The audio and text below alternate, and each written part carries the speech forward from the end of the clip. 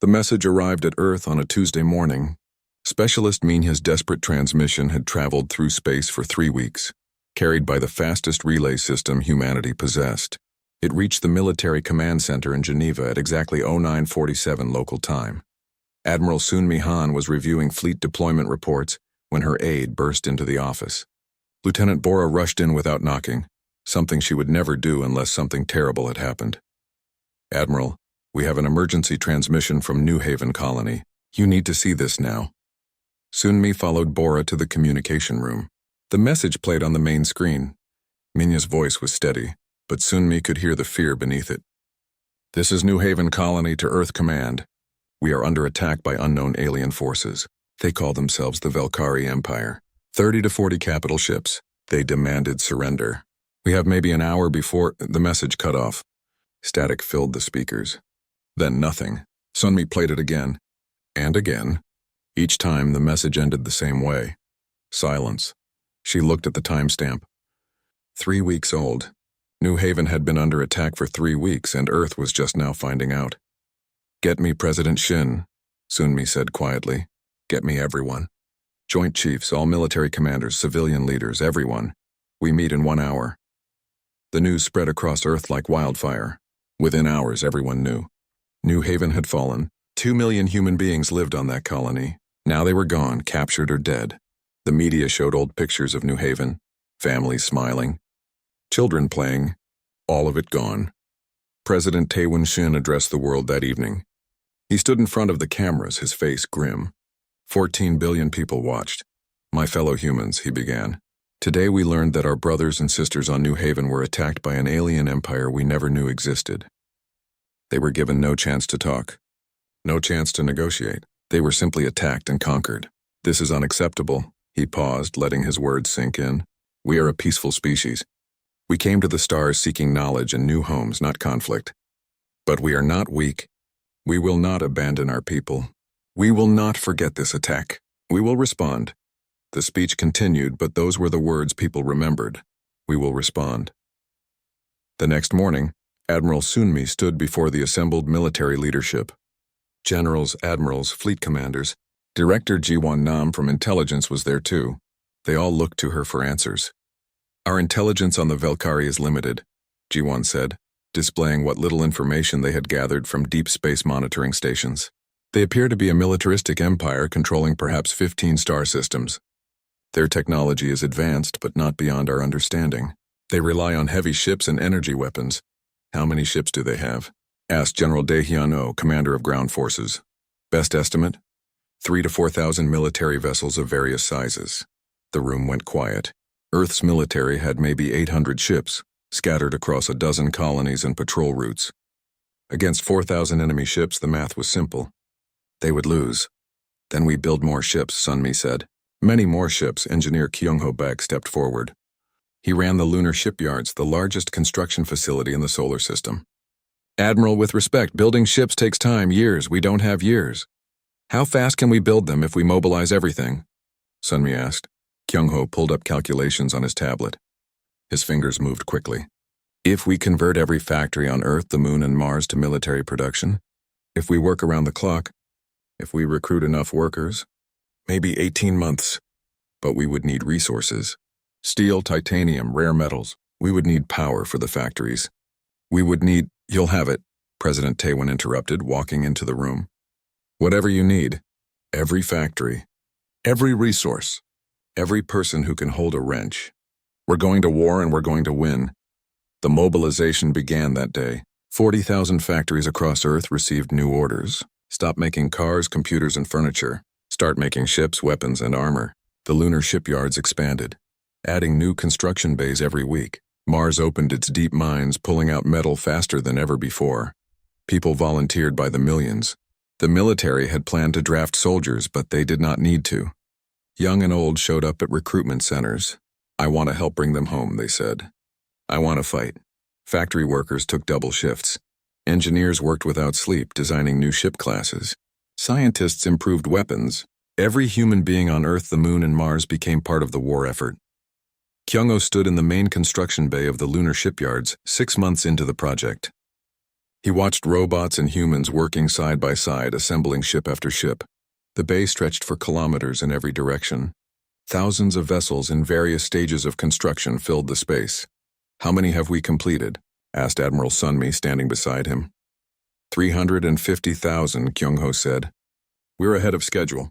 Mars is producing even faster than expected. The asteroid miners are bringing in resources twice as fast as we planned.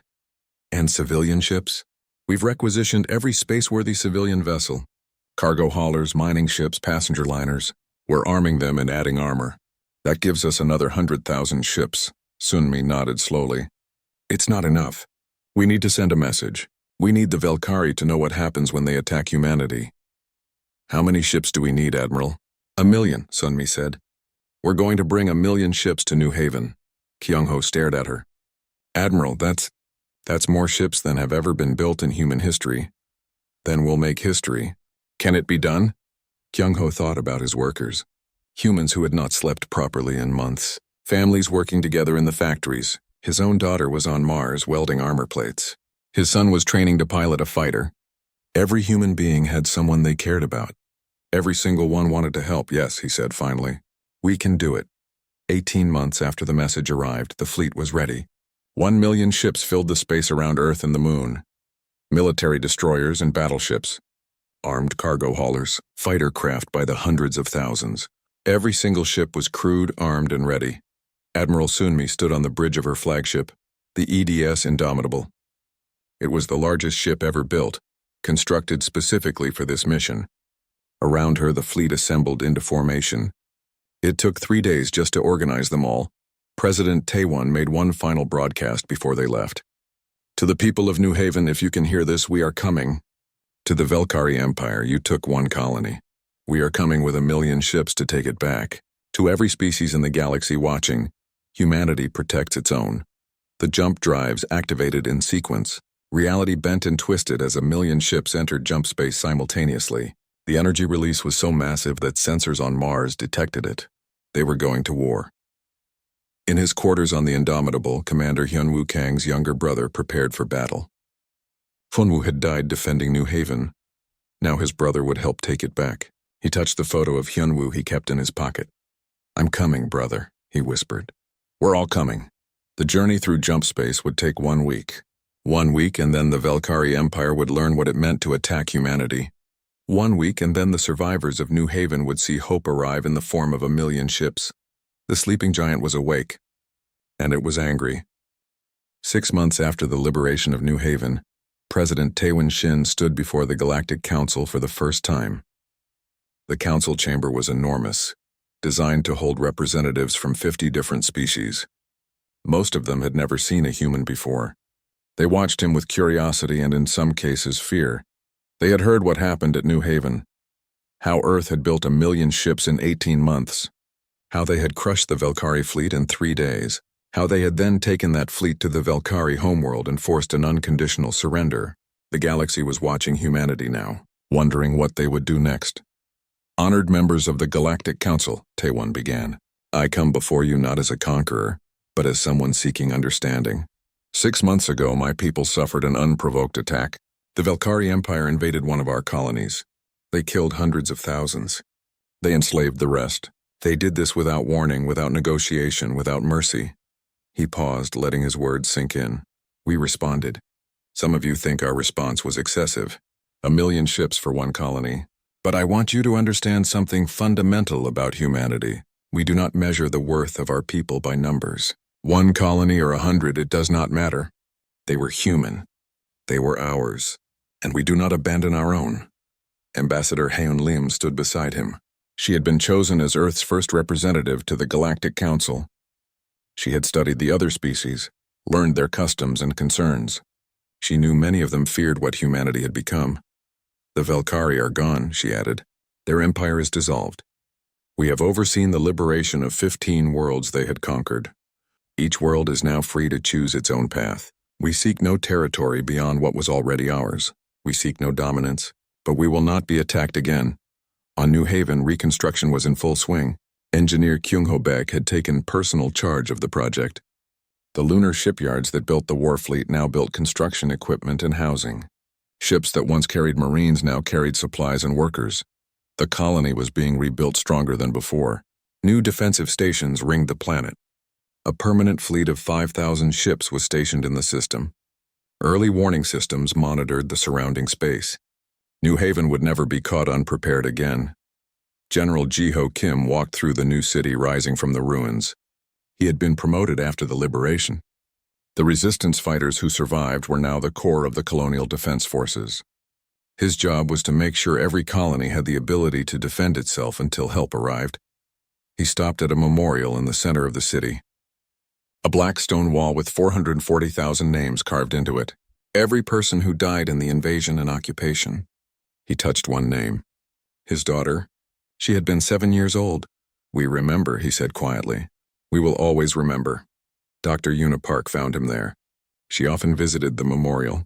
So many of her patients had not survived. She had documented everything during the occupation.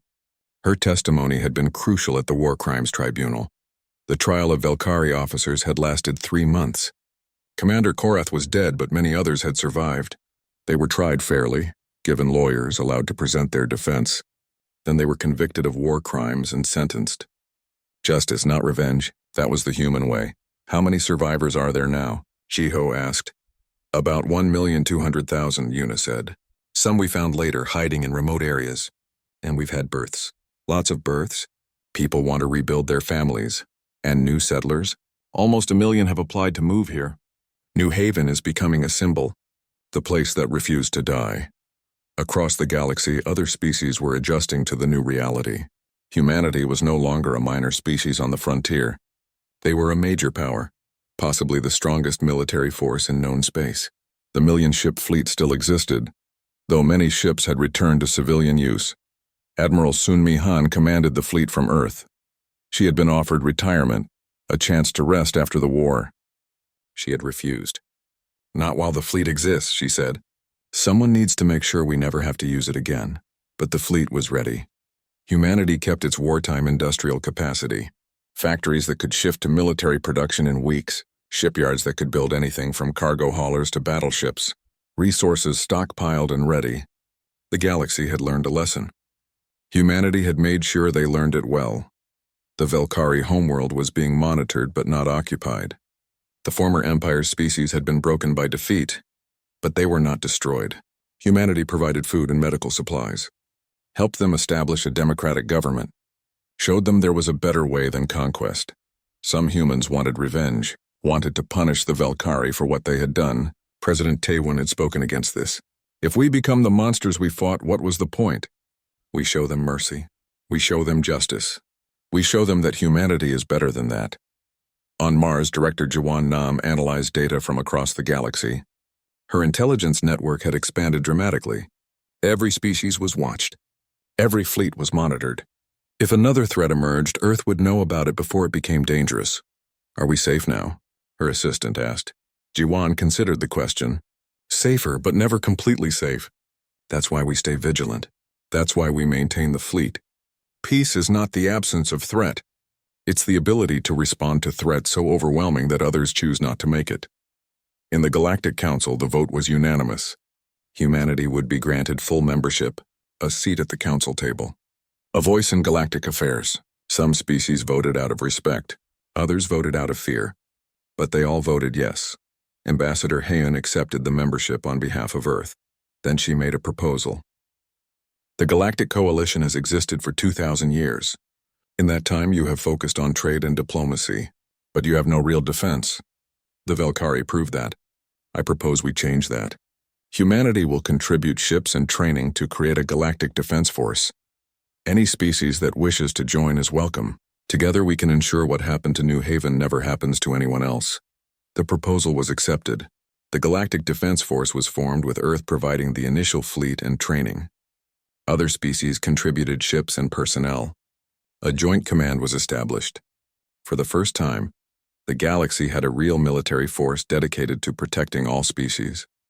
Pilot Yoonji Song became an instructor at the new training academy. She taught young pilots from dozens of species how to fight, how to work together, how to protect each other. "We're not training conquerors," she told her students. "We're training defenders. Remember that." Sergeant Minjae-1 led his Marines in joint exercises with other species forces, learning each other's tactics, building trust, creating relationships that would matter when crisis came. Because crisis would come. It always did. On New Haven, the population reached 3 million. 1 million survivors, 1 million new settlers, and 1 million children born since the liberation. The youngest generation would grow up free, never knowing the occupation. But they would be taught. They would remember Jiho stood at the dedication of the new Colonial Defense Academy. Young men and women from across human space came here to train, to learn how to protect their homes, how to fight if necessary, how to never give up. You are the next generation of defenders, he told the first class of cadets. You did not experience what we went through.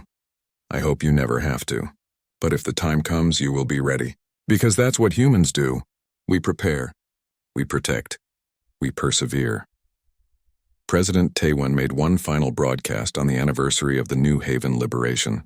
People across Earth and all colonies watched. 1 year ago, we took back what was stolen from us. We brought our people home. We showed the galaxy who we are. Some call us aggressive. Some call us dangerous. Let me be clear about what we are. We are human. We are peaceful when we can be, fierce when we must be. We do not seek conflict, but we do not run from it either. We protect our own. All of them. Every single one. That is our promise. That is our bond.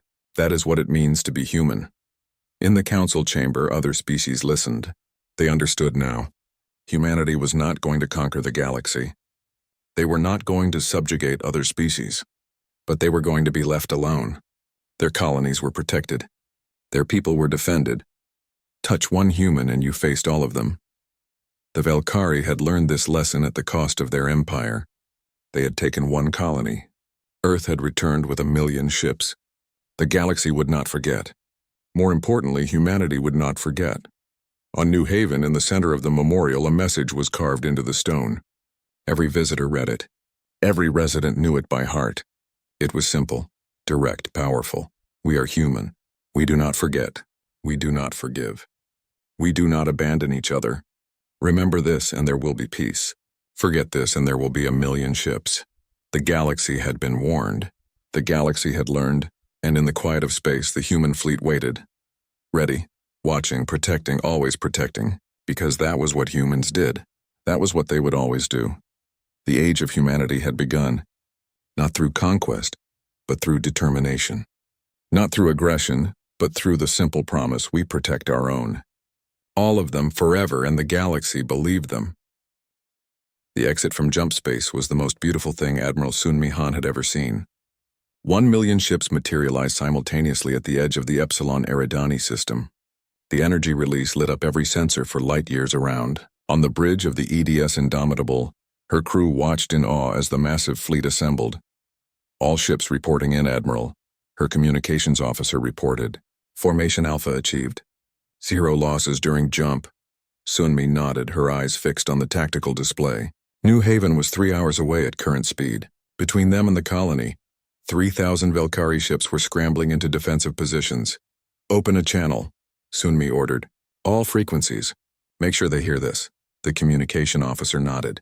Channel open, Admiral. Sun-Mi spoke clearly, her voice carrying across space to every ship in the system. This is Admiral Sun-Mi Han of the United Earth Defense Fleet, to all Valkyrie forces in the New Haven system.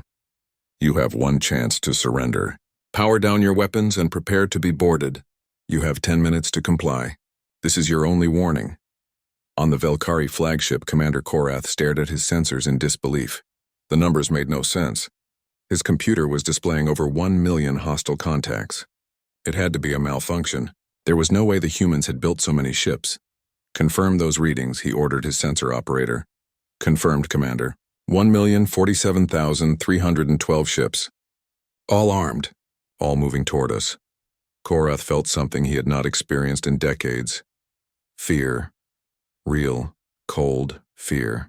But he was a warrior of the Valkyrie Empire. He would not surrender to prey species. All ships battle formation, he commanded. We will show these humans the might of the Valkyrie. Prepare to engage. The 10 minutes passed. The Valkyrie did not surrender. Sun-Mi had expected that. She looked at her weapons officer. Fire at will. What happened next would be studied in military academies for centuries. The human fleet did not charge forward in a mass. They moved with precision, breaking into battle groups. Each group outnumbered the entire Valkyrie fleet. They surrounded the enemy, cutting off escape routes. Pilot Yoonji Song sat in the cockpit of her fighter, part of a squadron of 5,000 ships. Her hands were steady on the controls despite her racing heart. All wings, this is Song, follow my lead. Target their point defense systems first. Her fighter screamed forward, joined by thousands of others. The Valkyrie fired, their energy beams cutting through space. Some human ships died, consumed by fire. But for every human ship destroyed, 100 more came on. Yoonji's targeting computer locked onto a Valkyrie cruiser. She fired her missiles. All around her, other fighters did the same. Thousands of missiles struck the cruiser simultaneously. Its shields collapsed. Its armor cracked. Secondary explosions tore it apart from the inside. That's one, Yoonji said grimly. Thousands more to go.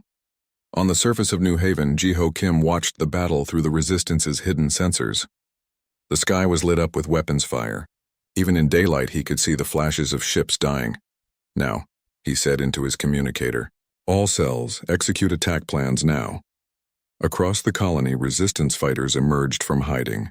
Youngji's carefully placed explosives detonated simultaneously. Valkyrie command centers vanished in balls of fire. Communication towers toppled. Supply depots exploded. The aliens on the surface found themselves under attack from enemies they thought were broken. Soo-hyun led a team into the main administrative center. She knew every hallway, every room. The Valkyrie officers inside were panicking, trying to coordinate their forces while under attack from above and below. They never saw her team coming. The resistance fought with improvised weapons and pure determination. They died in large numbers. The Valkyrie were better armed and better trained. But the humans kept coming, kept fighting. They had waited 18 months for this moment. They would not waste it. In orbit, the battle was turning into a massacre. The Valkyrie ships fought well, but they were overwhelmed. For every human ship they destroyed, 10 more took its place. Commander Korath watched his fleet being systematically dismantled. Fall back to the colony, he ordered. Use the planetary defenses. The humans won't risk destroying their own people. He was wrong. Admiral Sunmi had prepared for this. All ships, precision targeting only. Ground forces, prepare for deployment. 50,000 dropships separated from the main fleet. Each one carried a full platoon of Marines. Sergeant Min Jae-won checked his weapon for the 10th time as his dropship entered the atmosphere. Around him, his squad did the same. They were young, most of them, volunteers who had trained for 18 months for this moment. Remember your training, Min Jae said. Watch your sectors.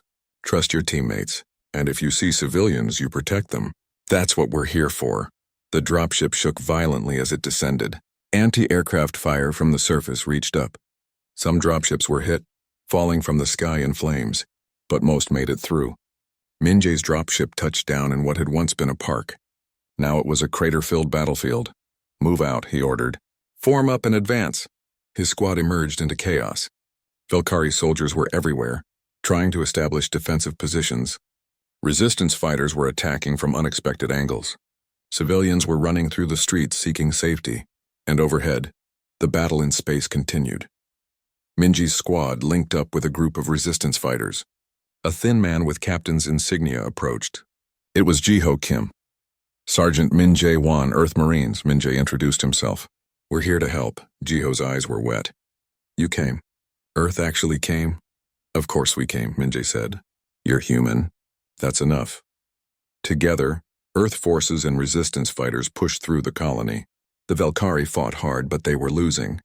Every strong point they held was overwhelmed. Every defensive position was flanked. The humans knew this ground. The Valkyrie did not. Commander Korath made one final attempt to salvage the situation. He loaded his flagship with explosives and aimed it at the largest concentration of humans on the surface. If he was going to die, he would take thousands of them with him. But Earth had not forgotten about him. Commander Hyunwoo Kang's brother had been tracking the Valkyrie flagship throughout the battle. When it broke from orbit and dove toward the surface, he was ready. All ships concentrate fire on that flagship. Do not let it reach the surface. 20 ships focused their weapons on the diving flagship. Their beams cut through its shields, through its armor. The ship broke apart in the atmosphere, its pieces falling harmlessly into the ocean. Commander Korath died without taking any more human lives. The battle lasted 72 hours. When it ended, the Velkari forces in the New Haven system were destroyed or captured. Of the 3,000 ships they brought, 2,847 were destroyed. 153 surrendered. None escaped. The cost to Earth was significant but bearable. 12,400 personnel killed, 340 ships lost, but they had won. New Haven was free. Jiho stood in the ruins of the main square as Earth Marines secured the area. All around him, survivors emerged from hiding. They had been underground for so long, afraid of the light. Now they stumbled into the sun, crying and laughing. Dr. Yuna Park set up a field hospital in the square. Earth medics worked alongside her, treating the wounded. The supplies they brought seemed endless after so long with nothing. Real medicine, real food, real hope. Sergeant Minjae found Jiho sitting on a piece of rubble, staring at the sky. The young Marine sat down beside the resistance leader. "We found about 1,100,000 survivors," Minjae said quietly. "We're still searching, but that's probably most of them." "I'm sorry. I know you had more." "We started with 2,300,000, Jiho said. "Lost 340,000 in the first day. The rest died slowly. Worked to death, starved, executed, but over 1 million survived.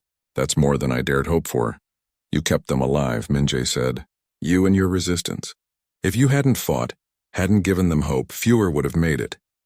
Admiral Sunmi came down to the surface that evening. She found Jiho in the hospital, helping Yuna treat patients. The resistance leader looked up as she entered. "Admiral," he said, trying to salute. "Don't," Sunmi said gently. "You've done enough saluting. I came to tell you that Earth hasn't forgotten what you did here. You and your people fought for 18 months with nothing. You saved lives. You made our job easier. You're all heroes." "We're just people who didn't want to give up," Jiho said. "That's what makes you heroes," Sunmi replied. She handed him a datapad. "This is a message from President Taewon Shin. He wanted you to hear it first. We're not stopping here. We're taking the fight to the Velkari homeworld. We're going to end this war, and we're going to make sure what happened here never happens again." Jiho watched as Earth's fleet regrouped in orbit, 1 million ships ready to continue the fight. The resistance had held on long enough. "Now Earth would finish it, thank you," he whispered. "Thank you for not forgetting us." "We never forget our own," Sunmi said. "That's what it means to be human." Captain Jiho Kim crawled through the narrow tunnel, his hands scraping against rough stone. Behind him, 5 resistance fighters followed in silence. Above them, 3 meters of rock separated them from the Velkari patrol routes. They had learned to move like ghosts through these tunnels. 18 months of practice had taught them well. The tunnel opened into a larger chamber. This had once been a mining storage area. Now it was home to 300 people. Families huddled in corners. Children tried to play quietly. Everyone was thin.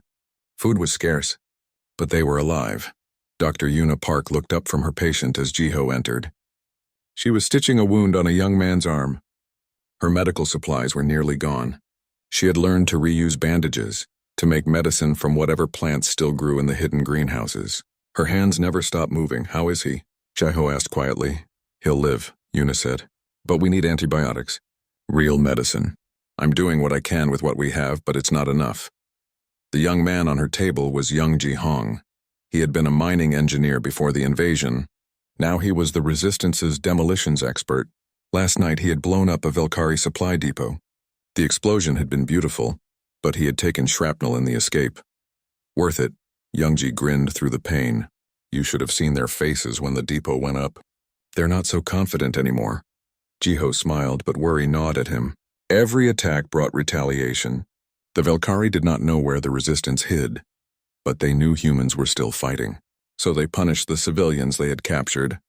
Soo-hyun Bai entered the chamber, breathing hard. She had been a teacher before the war. Now she was their spy, working in the Velkari administrative centers. She wore the gray uniform they forced human workers to wear. Her eyes were tired but alert. "Meeting," she said simply. "Now." They gathered in the deepest part of the chamber.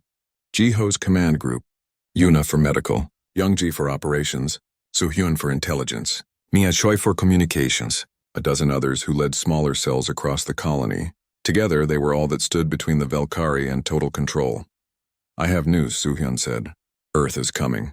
The chamber went completely silent. Everyone stared at her. "Are you certain?" Jiho asked, his heart pounding. Suyun nodded. "I accessed a Velkari military transmission. Their deep space sensors detected a massive fleet approaching. The transmission said more than 1,000,000 ships." "That's impossible," someone whispered. "There aren't 1,000,000 ships in the entire galaxy." "Earth built them," Suyun said. "The Velkari are panicking. They're calling in reinforcements. They're fortifying orbital defenses. They know something big is coming." Jiho felt tears on his face. He did not bother to wipe them away. Earth had not forgotten them. Earth was coming with an entire armada. Hope, something he had not felt in 18 months, bloomed in his chest. "When?" he asked. 2 weeks. Maybe less, 2 weeks. They had survived 18 months. They could survive 2 more weeks. But life under Velkari occupation had been brutal. In the early days, the aliens had tried to pacify the colony through fear. Public executions in the main square. Humans forced to watch as their neighbors died for minor infractions. Working 14 hours a day in the mines and factories. Starvation rations that kept everyone weak. The Velkari commander Korath ruled from his ship in orbit. He rarely came to the surface, seeing the humans as beneath him. His orders were clear. Extract every useful resource from this world. Work the humans until they break and crush any hint of resistance. But humans did not break easily. The resistance grew despite the danger. Small acts of sabotage at first. Machinery breaking down mysteriously. Shipments getting lost. Then larger operations. The supply depot explosion was just the latest. Yuna had documented everything. Every atrocity. Every death. She kept detailed records hidden in the tunnels. Testimony from survivors. Lists of the dead. Evidence of war crimes. When Earth arrived, they would need proof of what happened here. "The Velkari are moving more troops to the surface," Suhyun continued. "They're expecting Earth to try a landing. We need to be ready to help." "How?" asked one of the cell leaders. "We have maybe 2,000 fighters total. Improvised weapons. No real military equipment." Jiho pulled out a map of the colony. It was hand-drawn, updated constantly by scouts. "We know this territory. The Velkari don't. When Earth attacks, we hit their command centers, their communication arrays, their supply lines. We create chaos. We make them fight on 2 fronts. "That's suicide," someone said. "They'll kill us all." "They're already killing us," Jiho said quietly. "Slowly through work and starvation. At least this way we fight back. At least this way we help our people come home." Youngji stood up, still favoring his wounded arm. "I can rig explosives at every major installation. Time to go off when Earth arrives. It'll be glorious. I can get the locations of all Velkari officers on the surface," Suhyun added. Priority targets, one by one, they committed. Every person in that chamber knew they might die. But they also knew Earth was coming. They would not let their rescuers fight alone. The next 2 weeks were the hardest of Jiho's life. Waiting, preparing, watching the Velkari fortify their positions. Above them, the alien ships gathered in orbit. 3,000 vessels all waiting for Earth's fleet. Commander Korath made a broadcast to his forces. Suhyun intercepted it and played it for the resistance. "The humans think they can challenge the Velkari Empire. Let them come. We will destroy their fleet and teach them the price of defiance. This world belongs to us now." "He's afraid," Mina observed, listening to the alien's voice. "He's trying to sound confident, but he's terrified." "Good," Jiho said. "He should be." In the final days before Earth arrived, the resistance made their preparations. Explosives were placed carefully throughout the colony.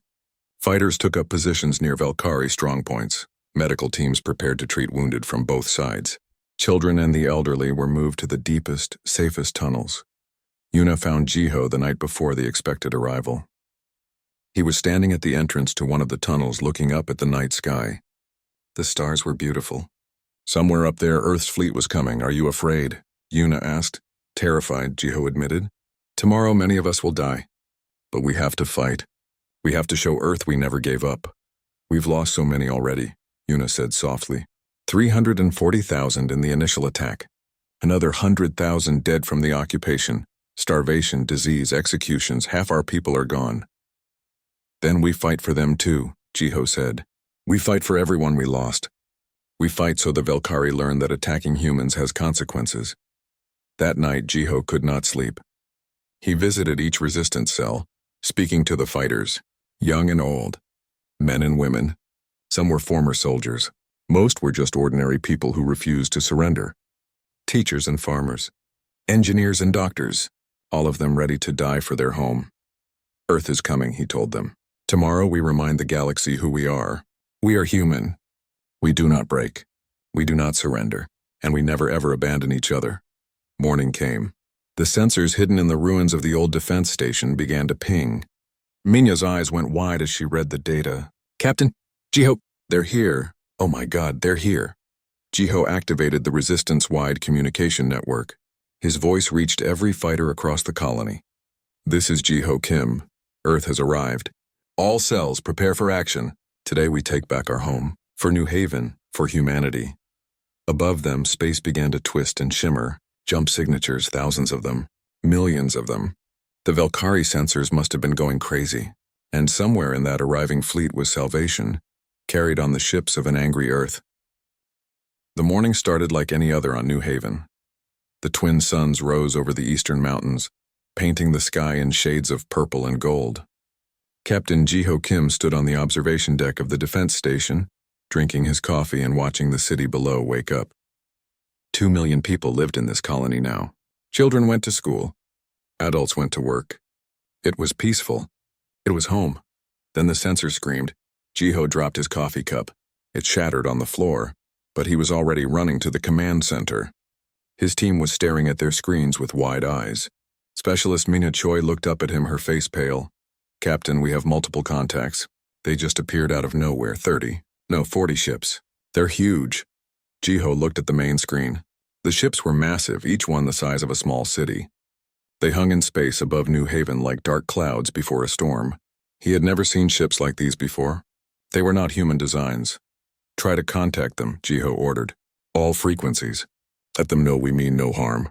Dr. Unipark rushed into the command center. She was supposed to be at the hospital, but news traveled fast.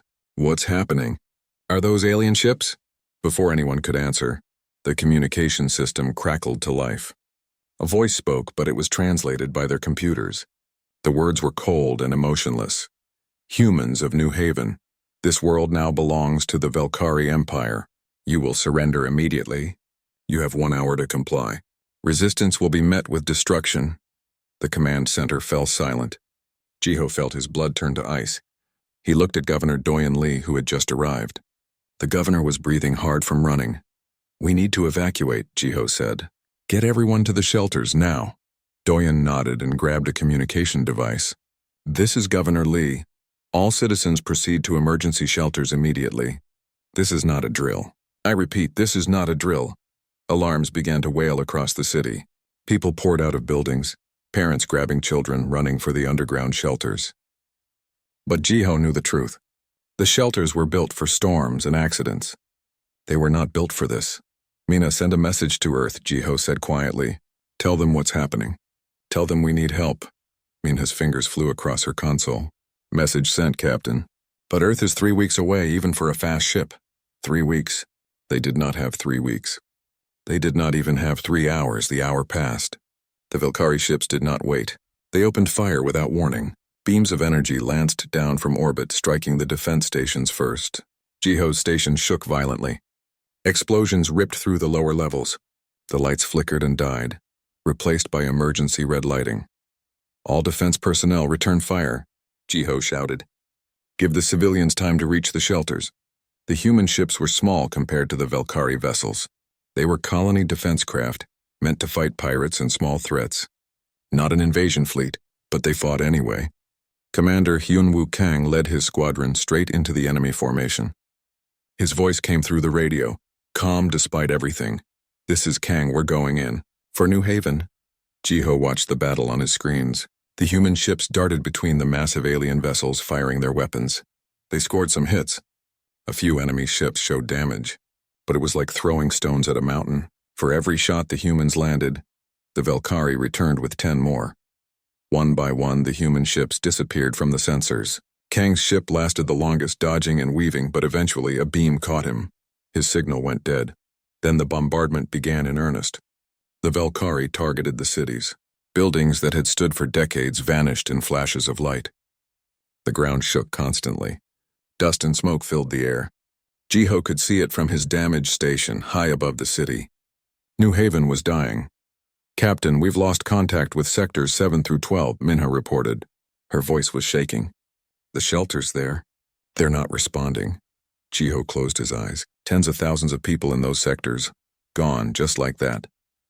"Keep trying to reach anyone you can," he said. "Coordinate with Dr. Park. We need to know who survived."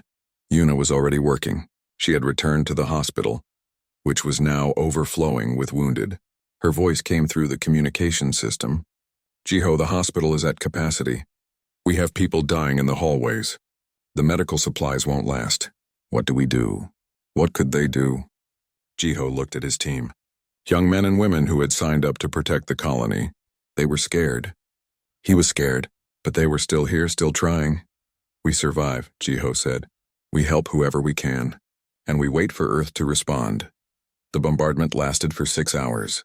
When it finally stopped, the silence was worse than the noise. Jiho led his team down from the damaged defense station. They had to climb down because the elevators were destroyed. When they reached the surface, they could not recognize their city. Buildings were collapsed. Streets were cratered. Fires burned everywhere. Bodies lay in the rubble. Some were whole. Many were not. Jiho felt sick, but he kept moving. He had to keep moving. They found Governor Lee in one of the underground shelters. The governor was alive, but his eyes were empty. He had watched his city destroyed on the shelter's monitors. He had heard the death toll climbing. 340,000 dead, 800,000 missing. Then the Velkari came down from the sky in landing craft.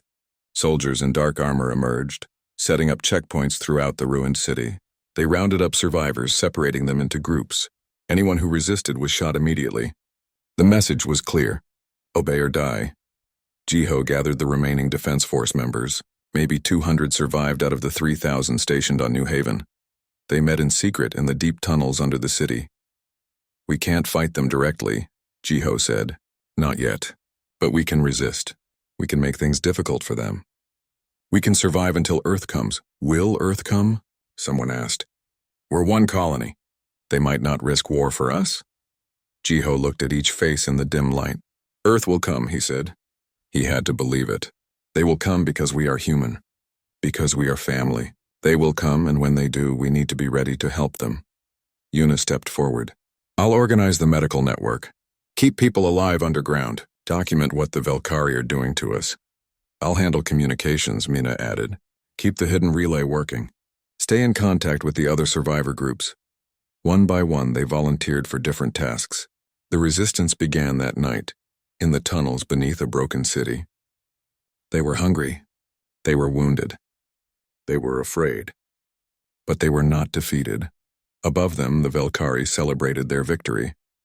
Commander Korath sent his report to the Empire. The human colony had fallen in less than a day. The species was weak. There was nothing to fear from them. He was wrong. He would learn just how wrong. But that lesson would come later, carried on the engines of 1,000,000 ships.